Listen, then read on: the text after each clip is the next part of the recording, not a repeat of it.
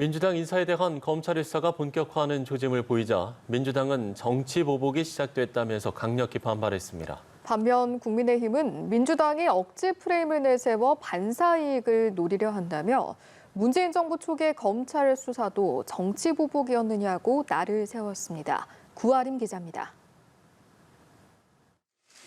검찰이 민주당 박상혁 의원을 소환 조사하려 한다는 사실이 알려지자 민주당은 윤석열 정부의 보복 수사가 시작됐다며 당장 멈춰야 한다고 반발했습니다. 한동훈 검사를 법무부 장관이 임명해서 첫 번째 작품이 보복 수사 개시였다. 더불어민주당은 이러한 형태의 정치 보복 수사를 좌시하지 않을 것입니다.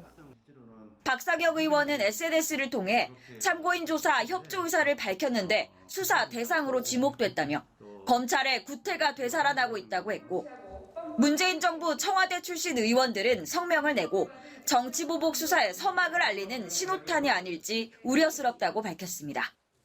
반면 국민의힘은 법과 원칙에 따른 정당한 수사에 민주당이 보복 수사 프레임을 씌워 반사 이익을 보려 한다고 맞받았습니다.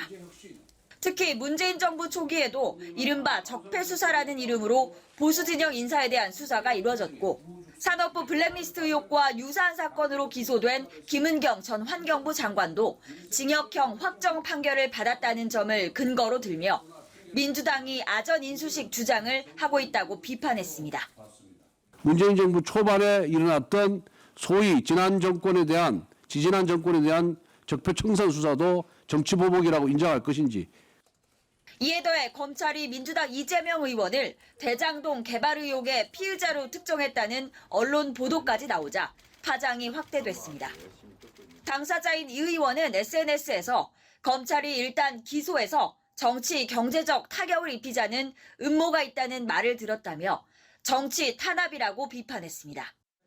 한편 문재인 정부에서 발탁된 전현희 국민권익위원장과 한상혁 방송통신위원장이 지난 14일 국무회의 당시 정부로부터 참석 대상이 아니라는 통보를 받은 것으로 확인됐습니다. 이와 관련해 민주당 우상호 비대위원장은 검찰이 한편으로는 수사를 하고 한편으로는 전 정부 인사 탄압 행위를 똑같이 하고 있다고 꼬집었습니다. 연합뉴스TV 구아림입니다.